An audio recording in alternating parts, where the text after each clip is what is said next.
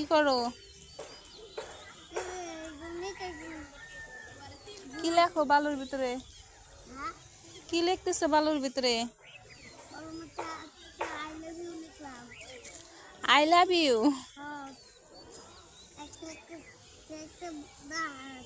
কার জন্য I love you লিখলা? দেখি দেখি মুখটা। বাবা, আই লাভ ইউ মানে কি আয়ান?